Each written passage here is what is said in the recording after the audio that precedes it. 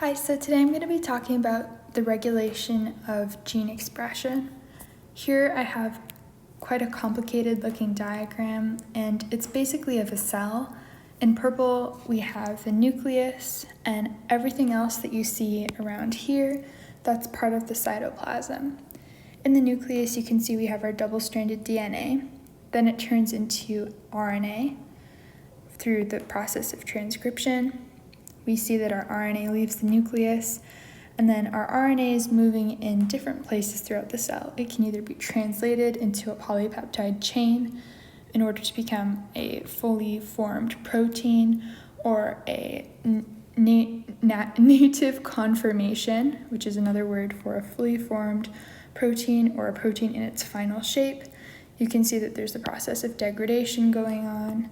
I'm going to go through all of this in further detail, but first I'm going to go over exactly what a gene is and why that's very important to understanding gene expression as a whole. So a gene is a DNA sequence, and it codes for RNA. So here you can see that the DNA within the nucleus, and you can imagine a gene to be a small section of this DNA sequence, and it codes for the RNA. Here you can see that we have mRNA, which basically means that RNA will go on to be translated through the process of translation with the ribosome into a protein, but not all RNA is mRNA. You could have tRNA or rRNA. rRNA is RNA that works within the ribosome, or a ribosomal RNA. So it's just important to note that the cell makes much more rRNA than mRNA, so it's roughly about 95%, although we do focus on mRNA just because it goes through this process of translation, which is of quite a lot of interest. So in order to measure gene expression, we can measure two things. We can measure transcript abundance, which I've written in this turquoise color, and protein abundance. So transcript abundance is just basically how much mRNA we have in our case. So we're specifically looking at mRNA here. It's influenced by the rates of two different processes. We have the rate of transcription and the rate of degradation. Transcription is the process of turning DNA into RNA, but specifically here we have mRNA. And mRNA degradation is simply breaking apart the mRNA and disposing of it. Here we have mRNA, and here we have the small portions of mRNA after degradation occurs. Secondly, protein abundance is influenced by the rates of translation over here and protein degradation. So translation occurs in the ribosome, and basically our mRNA goes through here and it creates the polypeptide chain, which is the basis for the protein. So we have translation, which basically creates the protein, but we also have, of course, the steps of folding to create the native conformation. And then in the end, we have protein degradation, which is similar to mRNA degradation, only instead of mRNA, we're degrading the protein.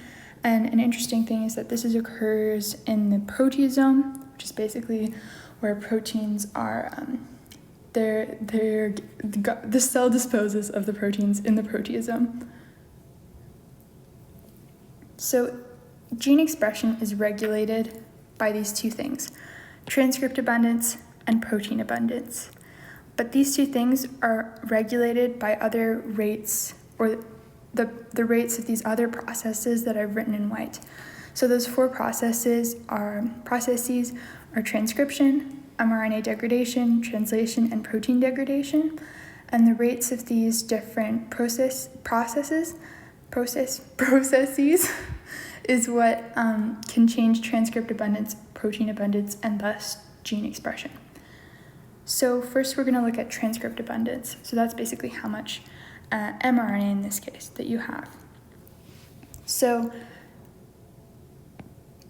the amount of mRNA in the cell could be increased or decreased by both of these things.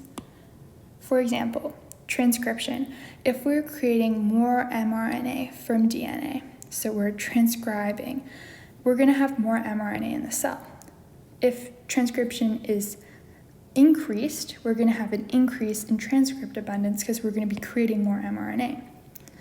If transcription is decreased, we're going to be making less mRNA, so the transcript abundance will decrease. On the other hand, if mRNA degradation increases, what that basically means is that we're destroying more mRNA more quickly, so you're going to have less transcript abundance. If you increase mRNA degradation, you're going to have less, but what if you decrease? If you decrease the rate of mRNA degradation, you're going to increase transcript abundance, because basically, if you're not breaking something down as often, you're going to have more that's still there. If we move on to protein abundance, we can see translation. And translation basically creates that polypeptide chain that will later become the final protein. If we increase the rate of translation, we're going to then increase protein abundance because we're creating more that's going to end up being in the native conformation. If we decrease the rate of translation, then we're not going to be creating as many polypeptide chains, and those polypeptide chains will not go on to the native conformation. So protein abundance will go down when translation goes down, and will increase when translation increases. Similar to mRNA degradation, protein degradation will occur when the protein is broken down after a certain amount of time. So when we increase protein degradation, we're getting rid of more protein. So there will be less protein in the cell, and hence protein abundance will decrease. If we decrease protein degradation, so we're destroying less of the protein, we're going to have more protein left over. So protein degradation or protein abundance will increase. So this can sound a little complicated at first, but if you think about each individual portion, the protein degradation, mRNA degradation, transcription, and translation, and you work through each little example, you can see clearly what will happen to protein and transcript abundance. Here I've already written out a little example. So transcript abundance, what will happen to transcript abundance if mRNA degradation decreases? So if we're destroying less mRNA, we're going to have more left over. So transcript abundance will increase. I'm just going to note that in these questions, we're assuming everything else is the same. So you don't need to worry about, but what if something else is happening in tandem that would sort of neutralize that? So what if transcription is increasing, but mRNA degradation is also increasing? And you don't need to compare those rates, most likely. So we'll assume, for the sake of this video, and probably in your class, unless your teacher says otherwise, that all of the other rates of these processes are the same. We're only looking at one change at the moment. So I'll just write out another example.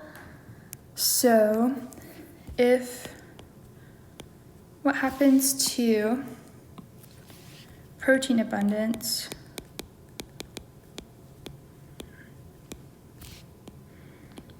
so does it increase or decrease? We'll circle 1. If translation, say translation decreases. Well, if you're making, okay, I'll give you a few seconds to think that over and just pause. So the answer is, if you are decreasing translation, you're creating less polypeptide chains here in green, and those polypeptide chains would have gone on to create that final folded protein form. But we have less of that, so we're going to have less protein, right? Less protein abundance. So I'm going to circle the little down arrow for less. So you can go through more of these examples for each one. I recommend that you write them out and just think to yourself, is this an increase or a decrease? And that should help you to understand the diagram and the fundamentals of gene expression.